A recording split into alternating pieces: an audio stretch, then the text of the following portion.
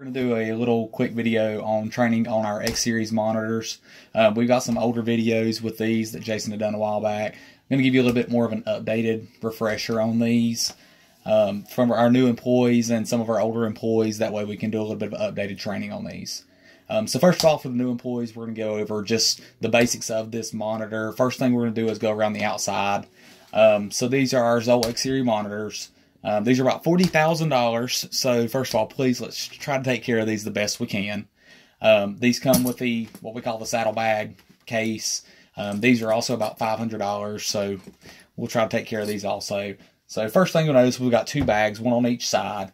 So typically on our left side, what we have is electrodes in the side pocket. And then actually in the pocket, what you're going to find is 4 different cables. So your first cable are your limb lead cables.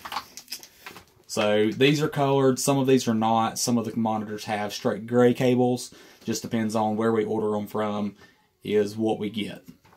First thing I'll tell you about these limb lead cables is they are marked on every head where they go. So you got your right arm, left lower, and right lower.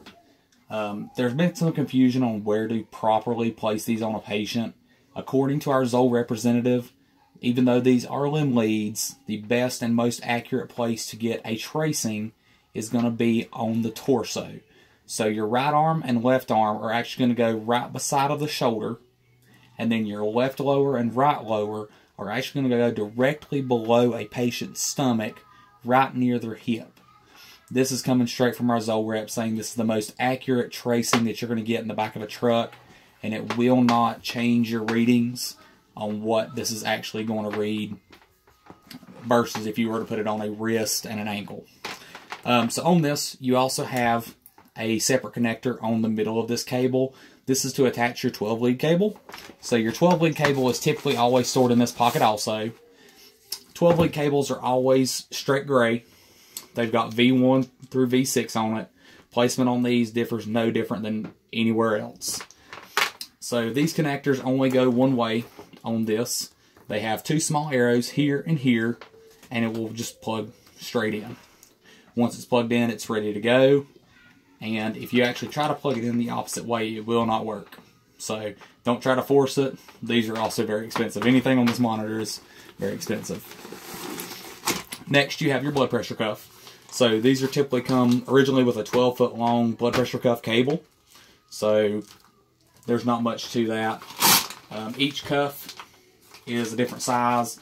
We typically keep the blue cuff. This is a reusable.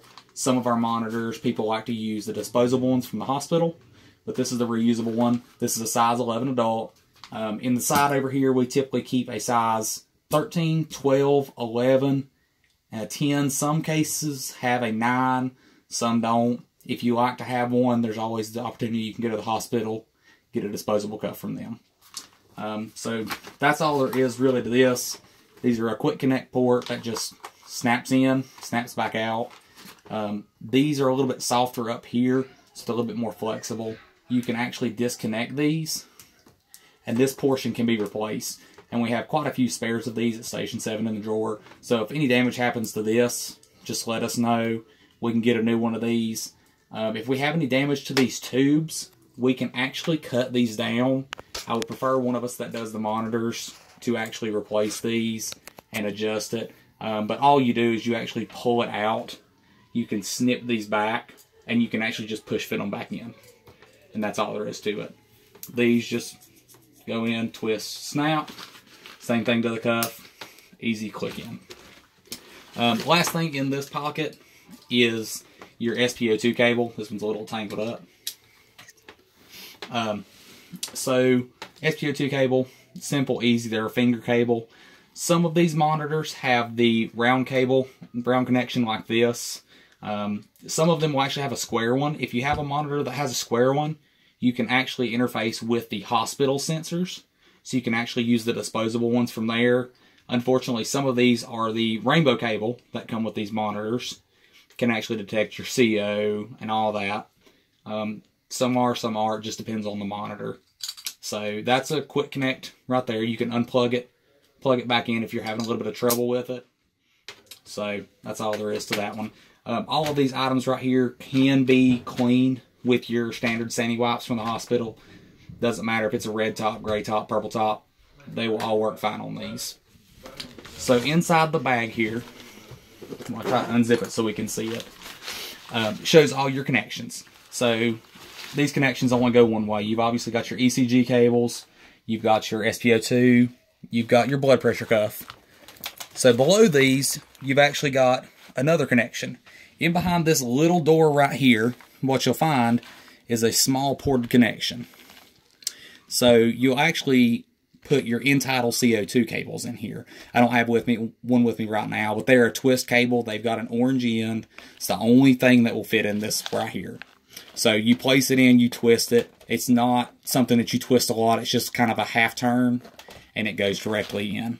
So we typically don't use this filtered port down here, so it's really nothing we have to worry about. In this side right here, you'll also find your port for your paper.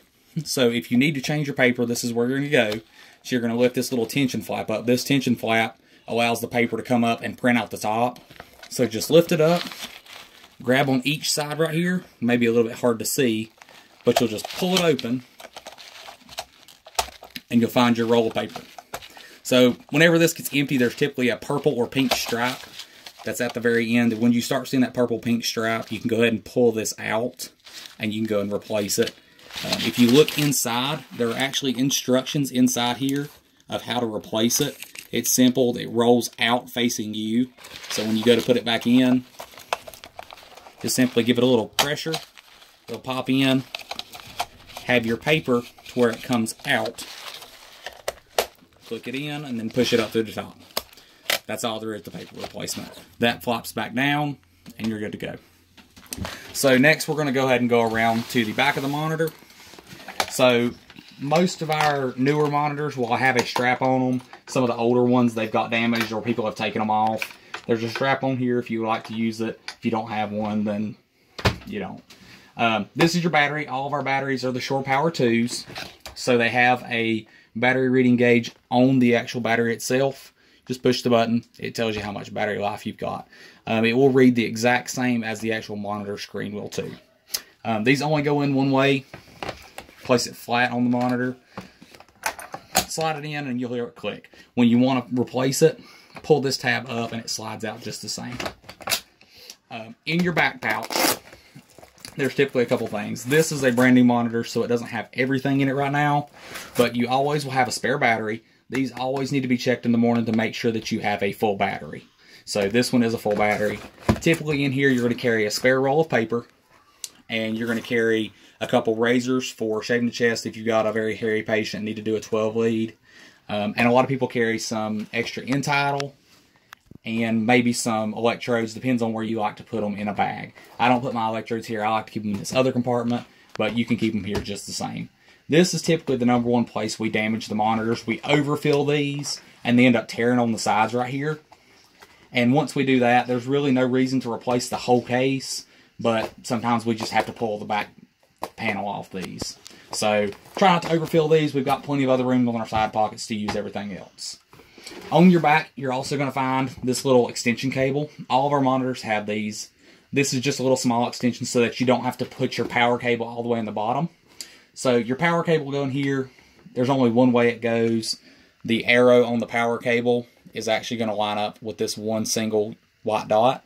So they'll only go one way. If it's not going in, don't try to force it, because you can damage the pins in the power cable. They will typically damage before you'll damage the pins in this extension.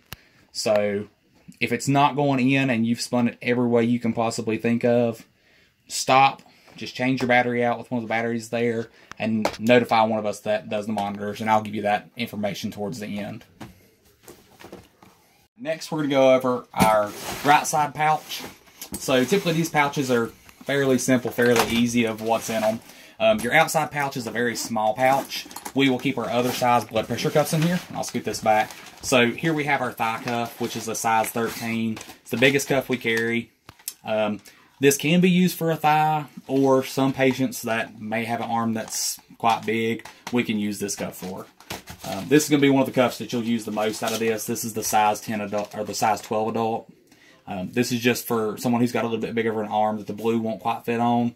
using the appropriately sized cuff is going to get you the most accurate blood pressure. So try to use these the best you can. They're in the side pouch. All you do is grab it, and each one of them has a quick connect that you can just pop it right in. These all have your artery marker index, so they're actually going to go on the arm, following the artery where you would take a normal pulse. So try to position that the best you can. We also have a size 10 adult. These are for typically your smaller adults, maybe some older kids, and your old grandmas typically that have some really small arms. You can use these on. So that's all that's in that side pouch. In the next pouch is your defibrillation cables. So in here we have our defib cable. So this cable's pretty simple. It has one standard connection that fits our pads. It has this side up. The pads will only fit on here one way. On this cable is a defib testing cable. So this will go over a little bit more when we go into the monitor settings themselves. But this can actually be plugged together, and we can actually test the defibrillation on the monitors if we want to. And it tests at 30 joules, and it tells you on here, if this is plugged up, it will not let you test at anything other than 30 joules because it does not want to overpower this little box. Typically in this pouch over here, all you're going to keep is spare electrodes if you want to, but you'll have 3 sets of pads. You'll have 2 sets of adult pads, 1 set of pediatric pads. Pediatric pads typically have a blue label on them, whereas the adults don't. So that's all that's in this side. Operation of the monitor itself. So on the monitor, what I'm going to do is I'm going to turn it on, and then we'll go over the buttons on the outside. So your power button is on your top, big green button. Push it, hold it down for just a second. You'll see all your lights come on. It'll power on with a Zoll. You'll hear a normal power up beep, and then you'll see all of this come up on your screen. So you've got buttons on the left hand side right here. So you've got 7 different buttons, and they actually correlate with these little blocks that you see on the screen. So each button just goes directly with the one that's beside of it. And we'll go into what each one of these means here in just a minute. So on your right hand side, what you've got is you've got a home button. So we'll use that through various different menus.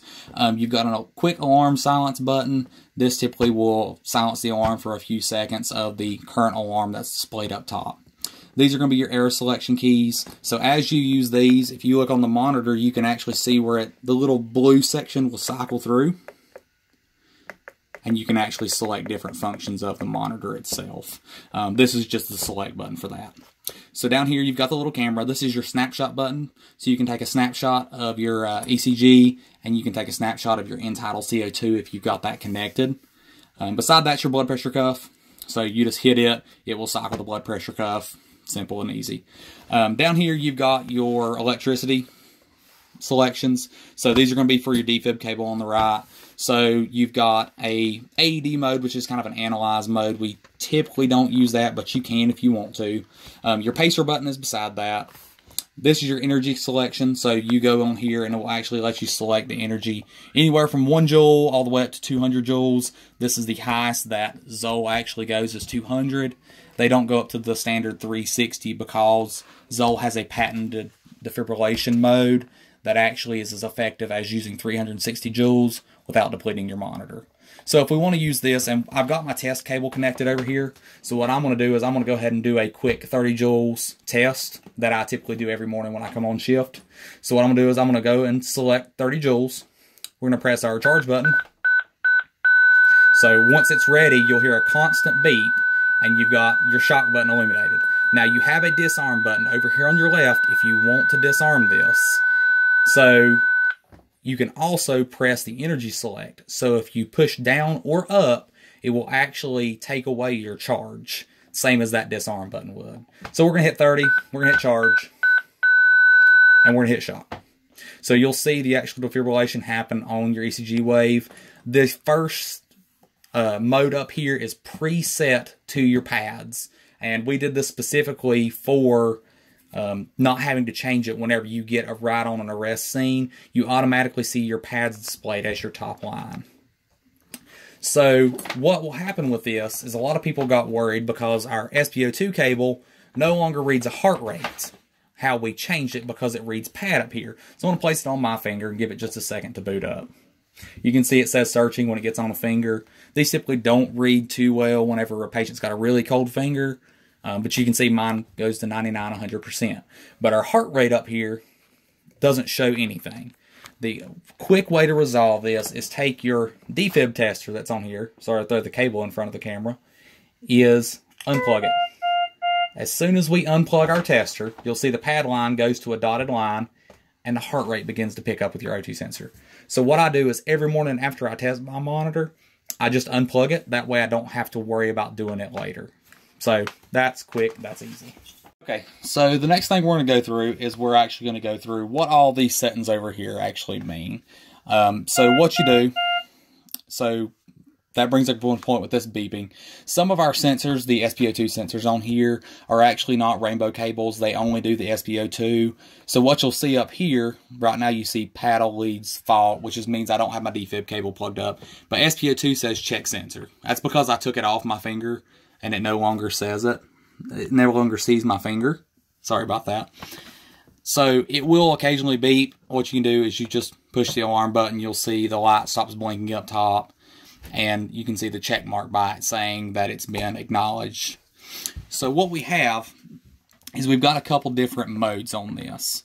So if you see up here, I've got adult highlighted. So these monitors are very intelligent. They've got pre-programmed defibrillation joules programmed in them, and we've set those with our Zoll representative. So you can actually go through with your arrow keys and select adult, and you can actually change it to a pediatric or a neonate. So these will actually have everything preset, your limits for your blood pressure, heart rate, everything like that. So these are great. This is something great to use because not all of us remember exactly what everything's supposed to be between a pediatric, neonate, and an adult. So we're going to keep this on adult for now. Beside that, you're going to see your clock and your date. If this needs to be changed, say for daylight savings time, something like that, you can select over to it, hit the OK button. You can adjust the date, or you can adjust the time. Most of the time, we're just going to have to adjust the time. So if you scroll down to hour, select it, you can change it up or down an hour, minutes, everything like that. This can be very important for when you import to ESO, our charting software, that you actually show the correct time of when you had this patient. So say we've adjusted it now, we're going to want to click Save Date, Set Date and Time. So once you do that, it'll say that it's been set, and then you can just hit the back arrow. So as you scroll through here, you notice you can select about everything. So our next one that we've selected over here shows a little antenna. So that antenna, if I scroll away from it, you can see right now it's green. So the green means that this is connected to the internet. If you want to, you can actually scroll on it and click. It shows that our Wi-Fi, right now I've got it connected to a home network that I've programmed in here just for this video, but it says connected. If you scroll down to it, it'll scan and it'll say cradle point. So this is the access point that all of our trucks use. That's the only thing that this monitor should connect to is cradle point. And we typically don't have issues with that. When you turn on the monitor though, it typically will take a few minutes for it to connect. And these have a decent range, but you're typically not going to be able to reach, like if you're in a patient's house, your Wi-Fi is not really going to connect to the monitor from the truck unless you're parked right in front of the front door. So we're going to go back on here. If you ever have any problems with the internet on this, of course, you can contact any of us that actually do the monitor maintenance, or you can call the IT department. They've been trained in this also. We don't worry about the Bluetooth or cellular. Really, that's nothing we need to mess with at any of these. So this will tell you right here on the bottom, these give you little settings on the Wi-Fi. So it tells you if it's connected, it's going to be green. If it's not connected, it's going to have little dots beside the antenna. If you walked into the hospital and walked back out, sometimes it will show those. So go stand by the truck for just a minute, and it's going to pull up the antenna, and you'll actually connect back to the truck. So give it some time. They work pretty well. So you can actually scroll over here to the battery if you want to, and it just simply tells you battery usage. You can click the same thing on your battery itself, and it'll give you these. So as we scroll through, it's going to go through and start selecting each one of our little boxes here. So this one's for the heart rate. What this will do if you actually select it is it lets you select the limits. So whether your alarm's going to go off or not. These are preset. I would typically not mess with the heart rate or anything like this. If you do change a setting, it will not save once you turn the monitor off because you have to have a supervisor code to change those. This is just for the specific patient. So we're not going to mess with any of that. We're just going to X out of it. And as we scroll down, the blood pressure one's one I actually want to dive into. So if I select blood pressure, I'm not going to mess with the limits once again. But if we're taking a long transport out of town and we don't want to have to push the blood pressure cuff button every 5 minutes, 10 minutes, 15 minutes, whatever, you can set this to do it by itself. So what you do is you just scroll down and you're going to want to go to non-invasive blood pressure mode. So you're going to select it and you're going to turn it to automatic. So if you scroll down after you do that, it says the auto mode interval. So right now it's set to 5 minutes. Typically on long transports, we're going to do them every 10 to 15. So if I select 15 minutes and then scroll out of it, this already shows that it's auto set to take a blood pressure for 15 minutes. You don't have to worry about it. It sets it for you. So don't let this be a catch-all and just take care of your patient for you. You still need to check on them, but this lets you keep your hands free and not have to push this button every so often. Turbo cuffs a mode we typically don't use. What that's going to do is typically take constant blood pressures for a period of 5 minutes back to back. So if you've got a bad trauma patient, burn patient, and you want to use that, that's a great feature, but it's something we're not going to use very often. So same thing when we go down through here with respirations. Respirations on these are not the most accurate, so this is something we typically don't rely on. We typically actually want to count our breaths. And then we've got our SpO2 gauge down here. Like I said, if it's on your finger, it'll read automatically. Cold hands and an improperly sized sensor can actually affect that. So we're going to keep scrolling through. You typically don't need to change anything on this screen, but you can, if you want to, actually select on the SpO2 itself, and you can change it to anything you want. Again, this is something that's going to automatically default whenever you reset the monitor to something else. So we're going to change that back to SpO2.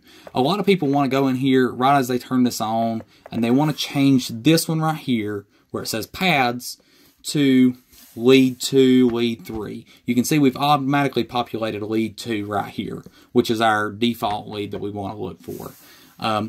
We've set this to automatically go to pads so we don't have to worry about it whenever we get on a code or something like that where we have to use the pads. But this will actually change itself.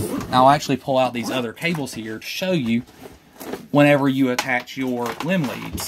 So what I'm going to do is I'm actually going to... You see our top lead right here says pad still. So what I'm going to do is I'm actually going to connect the final limb lead to myself. I say that as I pull one off my own chest. Let me pop that back on and we'll see this actually pick up. So as you can see, your top lead just automatically changed. So what it does, whenever it detects a limb lead connected, it changes automatically to lead 3 up here. That way we have 2 and 3 on the screen. And it's not tracing very well right now just because I'm moving around while I'm talking. If it does not automatically change and say it's still on pads, all you've got to do is actually cycle over to it, click it, and you can change it from pads to lead 3 or change it to pads if you want to. Whatever you need to change it to, you can just select it right there. So simple and easy. So what we're going to do is we're going to go through our buttons now over here. So to our side, our first button, when we click on this, what it does is it automatically changes these up here. Typically, we just don't mess with this button. Most of us, if we want to change something, we actually just click on the limb itself and we'll change it. Second button is going to be a very important one. So this is our 12 lead button. So when we click into here, we've got a whole new menu. So what you see is you see what we call the quick 6. So you get your leads 1, 2, and 3, ABR, ABL, and ABF. You can see V1 through V6 are not connected right now, and they show lead fault. So I've actually got these connected. So the good thing about these monitors is when you just connect your 12 lead cable in, as soon as you click it in, it's going to automatically start a tracing on here. So like I said, I'm moving around, so it's tracing poorly. But what we're going to do is we're going to go through what these buttons mean on here. So I'm going to start with this bottom one, the one that's black and white. All this is going to do is actually going to invert your colors. So if you want it to go really bright white, which doesn't pick up on the camera, you can. Typically, we just leave it black and green. So your top button is actually what's going to take your 12 lead. So when you select it, the first thing it's going to do is going to pop up a menu. So it's going to ask you what your patient age is and what your patient's sex is. These are typically the only two that we change. So we want to go in here and we want to change our patient's age. We'll say to 33. So if you need to do male or female, all you use is your arrow keys on the side and you can select that. If you want to and you have time to, you can put your patient's name in here, first name and last name, and those will actually transmit when you actually take that into ESO, our reporting software.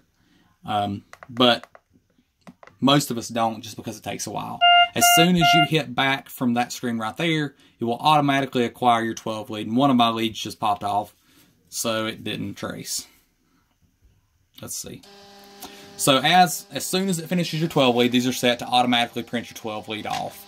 So this is just a normal 12 lead. We use the standard Zoll gridded paper. The paper that came with this one is actually just a standard white, but we reorder all the ones that have our normal grids on that we were taught in school. So it's printed off automatically for you. So what happens whenever we finish this is pulls up another menu. So our biggest problem, or biggest thing that we want to know on this menu is the little envelope right here that says 12 on it. This is going to allow you to transmit a 12 lead after you have taken one to a hospital. Or if we need to, we can actually use it as a test function. So if we click on it, it's going to pull up 12 lead transmission. So this gives you all your local hospitals that you can actually send a 12 lead to. You've got Catawba, you've got Fry, which is typically going to be our primary one that we send them to if we have a question about a STEMI or something like that. We also have Grayson here. We've got Mission still in here. There's a test function. So if you click the test function, what it's going to do is it's actually going to transmit to myself. It's going to transmit to the other people that do monitor maintenance. And then we also have Valdez programmed into here. So what I'm going to do is I'm going to go ahead and transmit, and I'm going to transmit just to test. So you select it, you scroll down, and then you're going to click transmit. So what you're going to see up here is that the transmission just failed. And that was because our Wi-Fi up here was actually not connected. So what we're going to do is we're going to slide over and click it. And it's going to say our access point is Jaynes, but it's not connected. So what I'm going to do, and you may have to do this on the truck, say if you went in the hospital and came back out and it's not connected, is I'm going to switch it to Cradle Point, and then I'm going to switch it back to my home network. So typically on the truck, you're going to connect back to Cradle Point because that's your primary connection point. And I'm a little bit far away from the router, so it may not actually pick up down here as well. So I'm going to back out of that page, give it a second, and see if it actually will connect. And it may not. But what it'll do, as soon as you hit the transmit function right here, it's going to say transmission complete, and you'll actually get a green status light on the top of your monitor right here where your LED lights are. So what we're going to do is you can reprint using this button, but we're going to hit back. So if you accidentally went back and you meant to transmit and you didn't do it, you can actually redo it. So what you're going to do is you're going to hit this little paper with a check mark. You can hit it again, and it will actually let you see which patients you have at what times you had.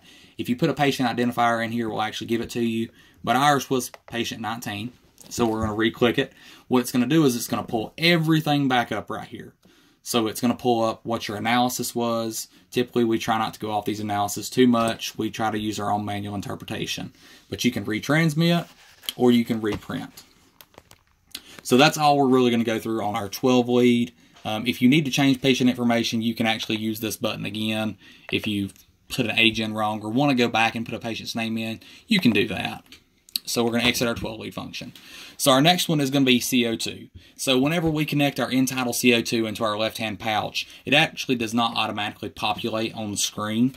So all you have to do is simply click the CO2 button. What you'll get is you'll get a lead, or you'll get a reading down here that actually lets you measure your entitle. This is fantastic. It's a great thing to use, and it also changes your respirations over here to your entitle CO2 reading.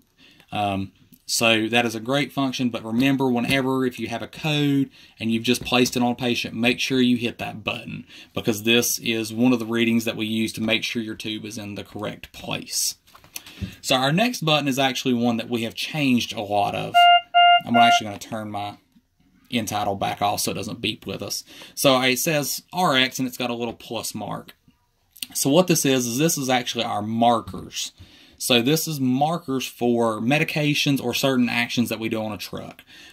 We have actually pre-selected 10, which is all this monitor lets us do.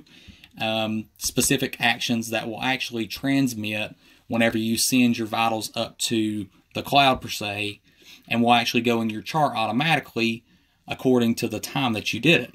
So these are fantastic to use, especially during a code or an RSI. So we're going to click on that button and you'll see we get a preset menu of things. Our first list we've got here is typically what we used as our cardiac arrest buttons. So we've got epi in here. This is preset to a 1 to 10,000 ratio. We've got IV, we've got IO, intubation, and Narcan. So all you have to do if you want to say, I just gave an epi, is push the epi button. You'll hear it print off here automatically. It will actually print off every time you do that. But what it did is actually just mark that I gave an epi at 20:59. So same thing if we want to say I intubated somebody, or we've got page 2. So if you select page 2, this is what we put in here as our RSI drugs. So we've got our etomidate, we've got ketamine, which we don't yet have an ESO. So once we actually get ketamine on the truck and it goes into our ESO charts, this one will transmit properly. But for right now, it actually will transmit nothing. We've got succinylcholine, and we've got rock. So we've actually got an event marker down here. So this is for anything else that you want to put in for. Say I gave a duoneb treatment, or I gave Benadryl. If I just want to remember that time instead of just trying to make it up in the chart and remember when I gave it, you can click event, and what it's going to do is it's going to put a marker in your chart when you upload it that just says other, and it will actually say end title or oral tracheal intubation, but you can just ignore that and just try to remember what you put that specific timestamp there for. And that's all there is to those. These are very, very useful tools, especially during arrest. That way you don't have to remember when you specifically gave everything. If you've got someone that can work the monitor and just click these buttons for you, save you a lot of time when you're doing your chart. So we're just going to go back out to the main screen.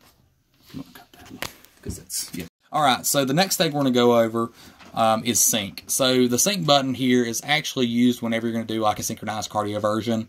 So whenever you hit the sync button, what you're going to see is you're going to see little S's start popping up over all your waves. So this is going to say that you're actually syncing whenever you're going to do your cardioversion. Make sure you hit that button, otherwise you're just going to defibrillate your patient whenever you try to do a cardioversion. So our next button right here is simply going to start our monitor running paper, and it's going to trace our ECG. So whenever you push that button, it is a non-stop print. Say if you're going to give adenosine and you want to just make sure you've got every bit of it covered, push that button, it'll print off the paper. It's going to use a little bit more paper, but if it's something that we're doing, something that we want to make sure we've got every bit of it, that's the button we want to push to make sure that we've got that entire event captured. So I'm going to go ahead and stop it right now. That way I don't waste too much paper. So that's all that's on your first screen right here.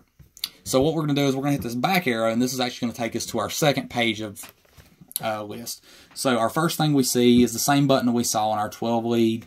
It's just a contrast button, so you can change your monitor to a white contrast, which, like I said, doesn't pick up too well on the camera. So I'm going to leave it on black. But if you like this, or it's the middle of the night and you want to use it, it's perfectly fine. The second button here is an alarm disable button. So we're typically not going to try to use this button, but when you do, if you click it, you can actually disable the second button here actually disables your alarm for 15 minutes, and you'll see a little countdown timer start up here. So this is going to set that to where your alarm isn't going to buzz for 15 minutes. The reason we don't want to use this is our monitor can actually capture some stuff that's happened that we need to make sure that we're looking at the monitor and checking on it. So we're going to try not to use that. It also has a limits button. So it's the same thing as if you clicked your heart rate or your blood pressure button manually. This just gives you the full list where you can go down and set your limits for this specific patient all in one place. Like I said, this is specific to this call, and it will not stay once you turn off and reset your monitor. Those are preset by us in the supervisor portion, so you can actually adjust those. So we're going to go back, and then what we've got is a log button. So if you click on our log button, this is going to give you a lot of very useful information. So what we're going to do, our top button here is actually a treatment button. So those times earlier, wherever I press the intubation and the epi, what I'm going to do is I'm actually going to click this button right here. So this is our last patient that shows that we have 9 events for it. So I'm going to select it. And what I'm going to do is I'm going to click Print Treatment Summary. It's going to give us a little short print off. And then what we'll do is we'll take a look and see what it actually prints off for us.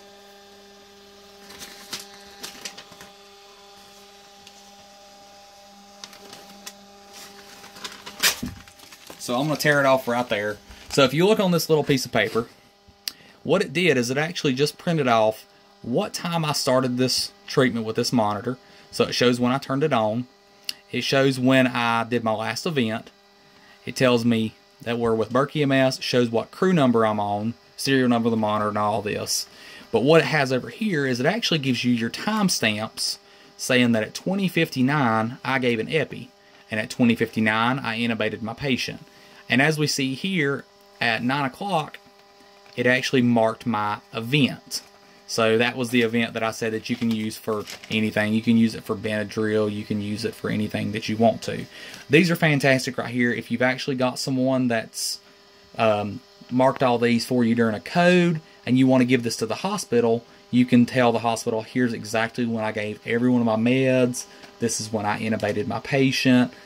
These are fantastic little strips you can just give to them for anything. So I'm going to toss that to the side for now. So what we're going to do is I'm going to scroll over and I'm just going to hit back. So I have the same button down below it, but this one right here is for my trends. So this is going to tell me my trends for my blood pressure, for my heart rates, everything that I've done so far. If I've got end tidal, this is going to give me a trend of that. So what I'm going to do is I'm going to go ahead and select it. Same thing. And I'm going to scroll over to Print Trend Summary. I'm going to throw all this out of the way. And we're going to let this one print off. So this trend isn't really going to tell me a whole lot because I didn't take a blood pressure or anything like this with this little test we had right here. But it will tell me that at 9 o'clock, my heart rate was 71. If I had a O2 reading, it would read it right there.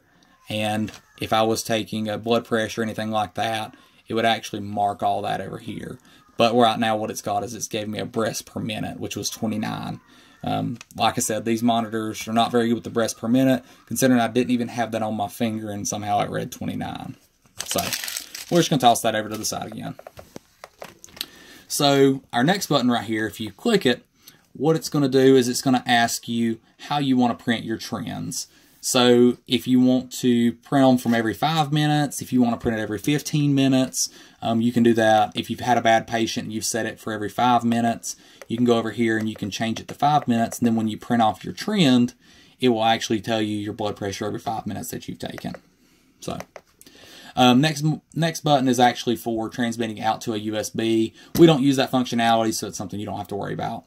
The trash can function is the next one I'm going to go over. This will actually let you go in and delete cases.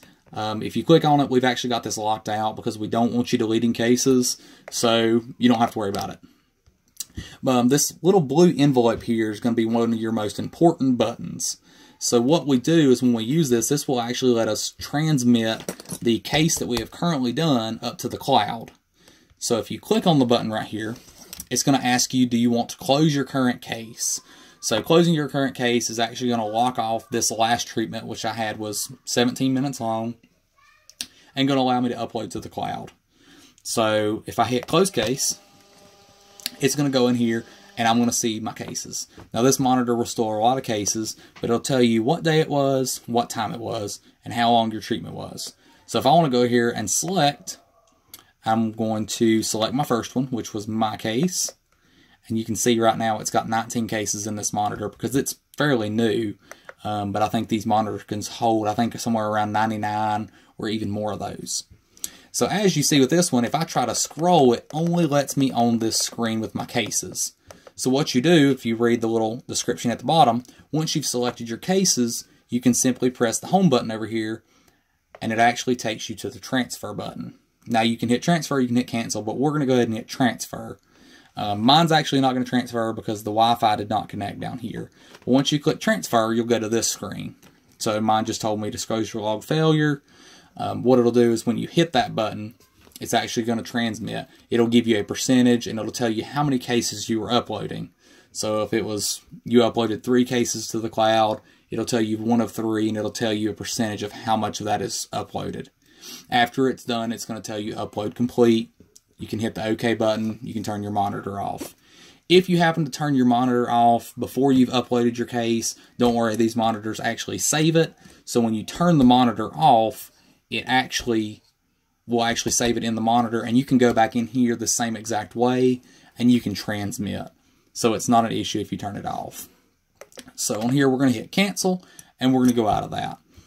So what we're going to do is we're going to hit back again. So there's a settings button that shows you these little cogs on here, these little gears. If you push that, it's actually going to let you do a little bit of manual setup. So everything we change in here from ECG down to device info is going to revert based on the case. So if you turn this monitor off, it is not going to save these settings. Anything that we go into the supervisor settings will save, but we're not, y'all won't mess with that. That's going to be something we do. And these are typically going to be the exact same things as when we clicked on the heart rate, the blood pressure. It's going to be individual settings if you want to inflation target for your blood pressure cuff. They're preset automatically, typically by the manufacturer. So these are typically things that you don't have to mess with. But if you want to change your brightness, if you want to go in here and change your volume, you can. Your printer, it lets you do a couple little settings. If we've got it set to print on snapshot, so as soon as you hit the snapshot button, that it prints you off a snapshot. So it lets you do the print on patient alarm. We're not going to use that because if we use the print on patient alarm, these things would print a lot of paper. So there's some options in here. If you want to go around and mess with them, see what's in here, you can. But like I said, as soon as you turn this monitor off, it's actually going to wipe these settings that you've put in on here and revert back to our default settings that we've set. So there is operational tests in here. These are typically things that we're going to test if you say something's wrong with the monitor. It gives you your device info. So this, if you need to go in here and look and see what crew number this is crew 6. Typically these monitors are going to stay on the truck. Shouldn't ever change. And it gives a contact telephone number. If this was found by somebody else, it's got the supervisor's cell phone number in here. So, like I said, there is supervisor settings. It gives you a keypad. We're not going to go through that because that's something that myself or Dana Chandler or Zack Williams, we're the 3 people who actually are over the monitors. So if you have any issues with that, you can actually contact one of us. My name's Austin.jaynes. I don't know if I said that in there. But in the bottom of this video, we're going to have our contact info if you have any issues with the monitor.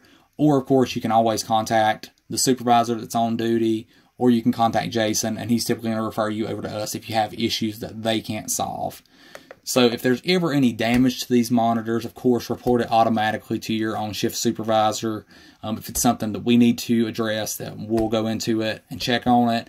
If you have a damaged cable or a cable that just doesn't seem like it's working quite right, again, contact us. We'll take a look at it, and we'll go over that and fix whatever we need to fix. Our Zoll representatives are really great about keeping these updated, making sure that they're working. If not, they'll send us a loaner while we send this back to get it fixed. Last thing I wanted to mention on these is these little timers you see up here in the top corner. So this is the amount of time that you've been on this specific call. So I want to mention, if you turn this monitor off, these have a preset time limit of 2 minutes.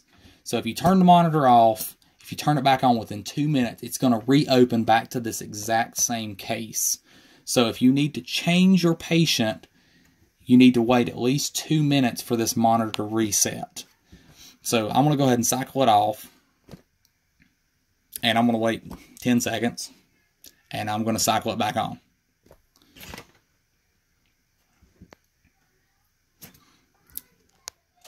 So as you see, when it pops back into the corner, it shows my case has already been running for 5 minutes and 40 seconds. So there's two ways you can do this. You can let this monitor sit for 2 minutes and reset. You can let this monitor sit for 2 minutes and it'll actually reset itself. Or you can go in here just like you were going to transfer a case. So we're going to hit log. We're going to hit the little check mark and you can hit close case.